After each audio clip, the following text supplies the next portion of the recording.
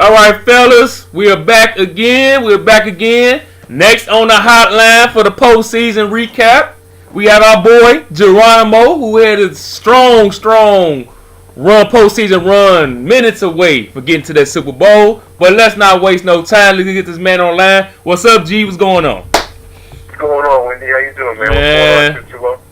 Yep. I'm bitter right now. I'm still bitter, but that's okay. It ain't about me right now. It ain't about me. All right, brother. You had a nice run, fresh off a tough L yesterday. But let's start off with the wild card round with the Chiefs, with Smiles. What was your game plan going in the game versus Kansas City?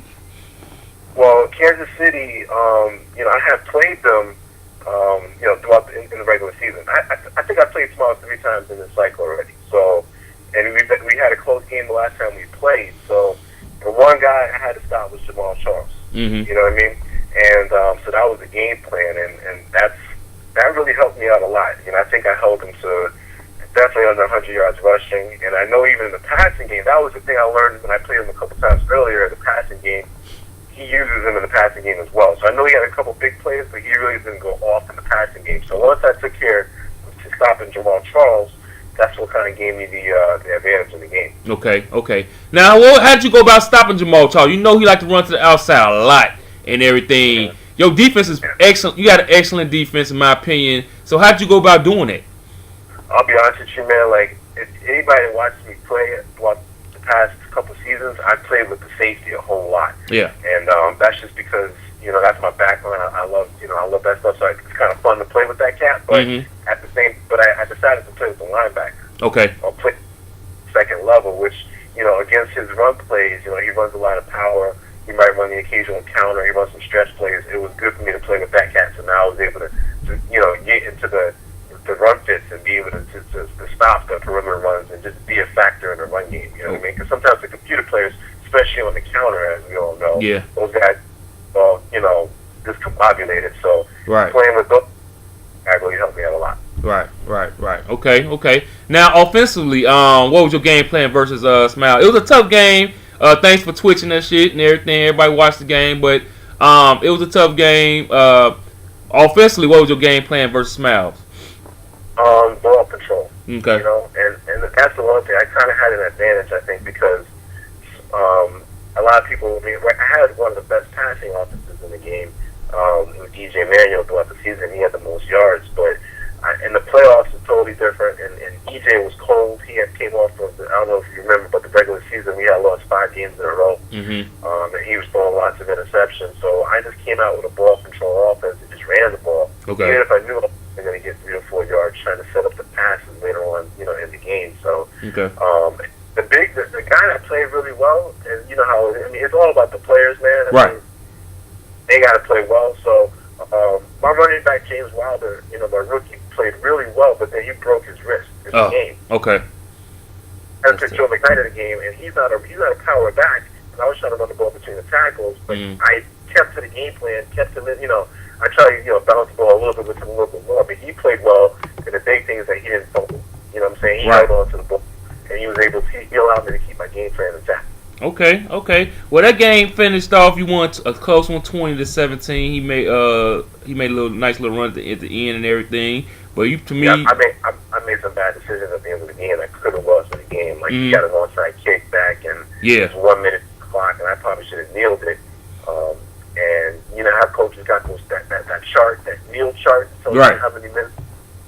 I don't have it with me. I mean, I'm not sitting here with it, but I looked it up later on, and if I would have knelt the ball, he would have got the ball back with 2 seconds on the clock, down by a field goal, and it probably would have been the best thing for me to do. But I ran the ball, I broke a run, and I fumbled it. He got the ball back, and that's what made it real exciting at the end. Okay.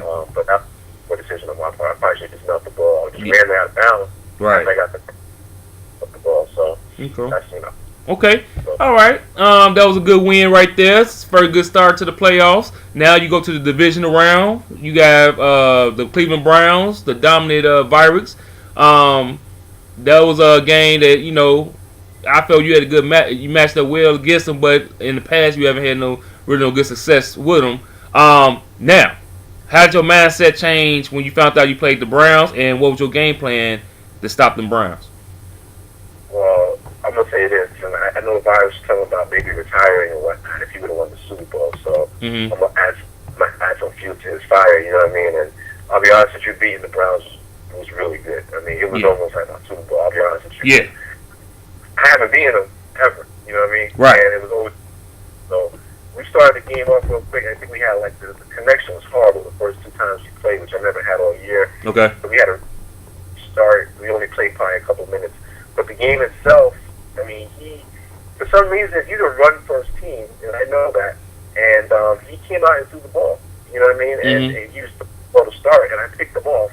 I think on his first drive, I picked him off. So he made touchdown side. The second drive, I picked him off again with Mario Williams, who's normally a pass rusher. I dropped him in the coverage, and he picked the ball off. Okay. And he was in a deficit throughout most of the game. That game wasn't on Twitch, but he was down. I think it was, if I'm not mistaken, he was down in the fourth quarter. He was down 27-10, and then Damn. he ended up coming back and scoring a touchdown on a 2-minute drive and making it kind of close. But and then I mean, he had those interceptions to start the game, and then after that, when he tried to get back into the game, my guy started causing fumbles, and we took one back to the house. So Excellent. He was balling out, and I was just a little bit surprised that he came out. He wasn't really running the ball like he normally did.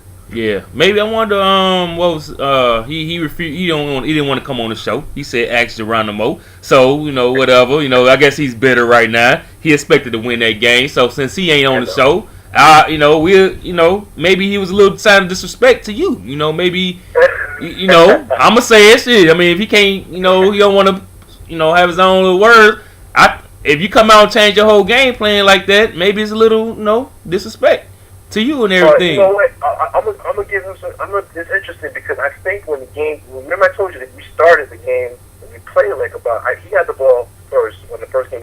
We ended up quitting and disconnecting. Right. He came out with his normal game plan running the ball, but I think he saw my run defense doing pretty well. Yeah. So I don't.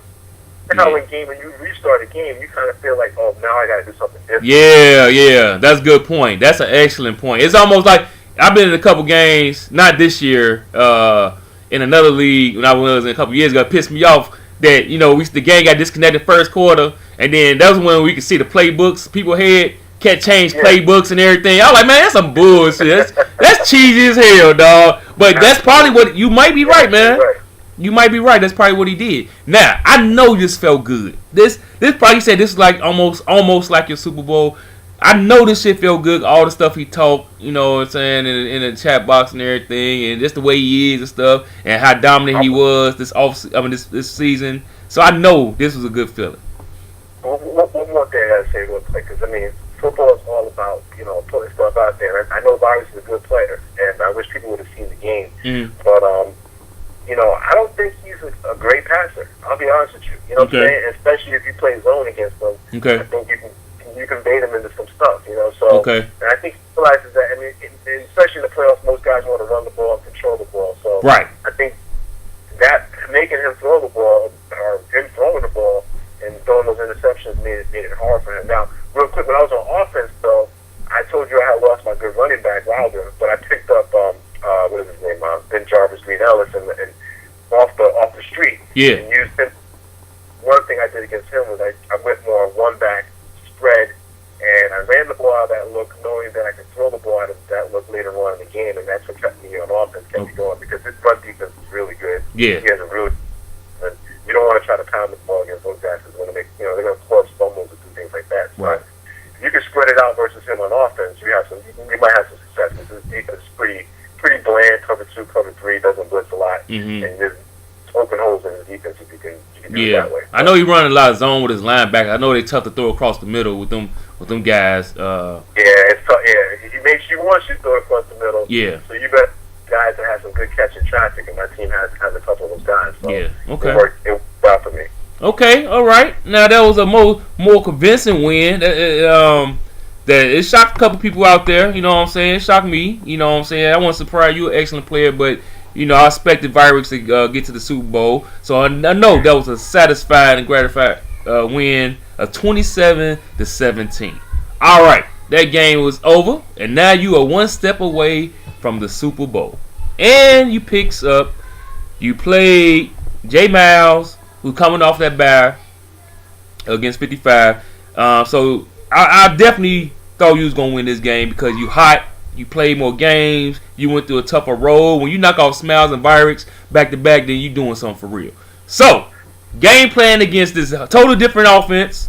Game plan versus the Raiders. Same thing I've always done versus J Miles. I played J Miles for 2 cycles now. I know his defense. It's like playing your brother. You know what I mean? Like, and you know, the game plan was to keep it balanced. I came out more in a I'll be honest with you, I might have hurt myself a little bit more here, but I came out more in a 2-back. I wanted to run the ball a little bit more and set that up because J Miles is a pressure guy. He's going to blitz you once he knows that you're running the ball and then set up the passing game later on.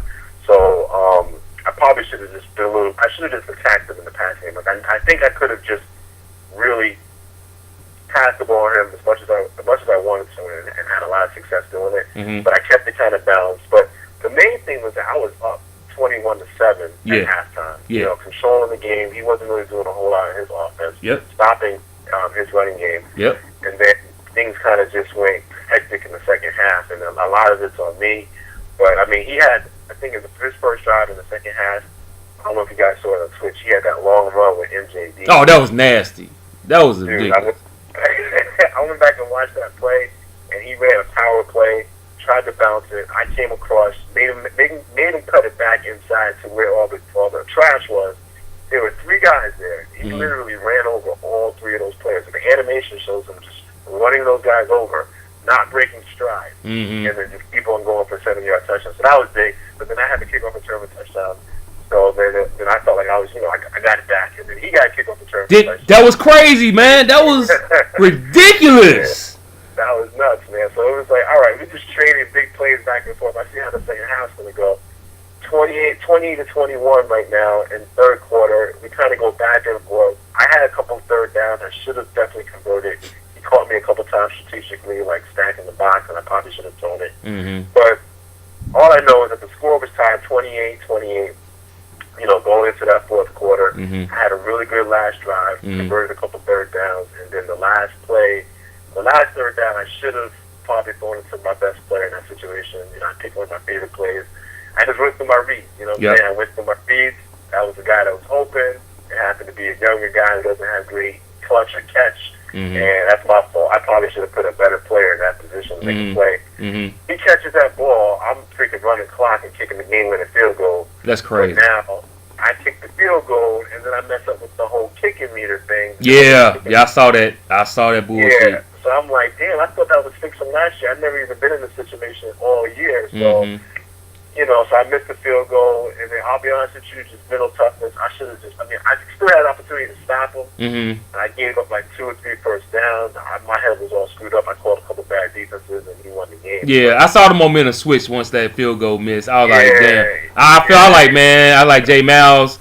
He on fire now. He got nice. He start rolling out. He started finding a man across the middle, crossing routes, little play actions and everything. And I was like, he That's got. the thing on those quarters, because I'm a man team. I'm always good at man team, but this playoffs I play more zone, and I can play zone if I'm playing with the middle back, and I'm actually sitting in the middle of the field, kind of affecting throws. He caught me on that last drive, switching off, clicking on the different guys, and I was on the defensive lineman playing cover 3. And the linebackers are dropping like 30 yards deep, and he's just throwing crossing routes. And I'm like, I would have been there if I was doing my guy. So Right. I mean, I guess you could say I choked that situation away a little bit. You know what I'm saying? But there was a couple of my players choked, and I didn't make the best play calls on offense. Okay. So. All right. One more question for that. And you said, now let me ask you this: you just made a comment that you're a man team, but you play more zone in the playoffs. Is that you changing your game plan for the playoffs? You think that hurt you, or you was just playing matchups? I did it because I honestly did it because I knew guys knew I play a lot of man. Like Okay. A lot. He knows what I do. Okay. And I don't know if Virus didn't really know what I did a whole lot. I did it because I wanted to I was hoping they would try to throw bombs at me, and try to catch me deep, and my guys would drop it off playing zones. So it actually worked out. But also, when it came to all the teams I played had really good running games. And I think, just from the defense I was playing, it's a lot easier to play zone defenses. You can base the line, let your guys just sit there, you know what guys are going to be. If you start to run like that, then when you play man, and they come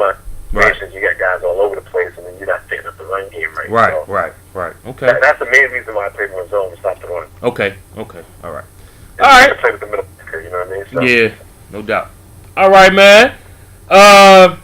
All I can say is, man, I hope you can get off this, let this bitter taste get out, get out the system and everything, and have a good off season and everything. I know it was a tough one. I know it was. I got to say this real quick, Wendy, man. Yeah. Real quick. I got a new stadium coming next year. All right, got a new stadium, got a dome coming. Dome. But we don't have to worry about any snow games. You know what I'm saying? Okay. The team is looking like this year was a year that it was still a rebuilding year in my mind. But next year is the year that I wanted to make my run. So I feel good about my team. Everybody's pretty much coming back. And I think this would be the year that I'm going to try to put it out there. That I definitely want to win the damn Super Bowl. No doubt about it. Excellent. Y'all heard it here. Cat got the new stadium coming in. He feeling good. Great off season coming. So, hey, we'll see what happens. But he feeling real good right now.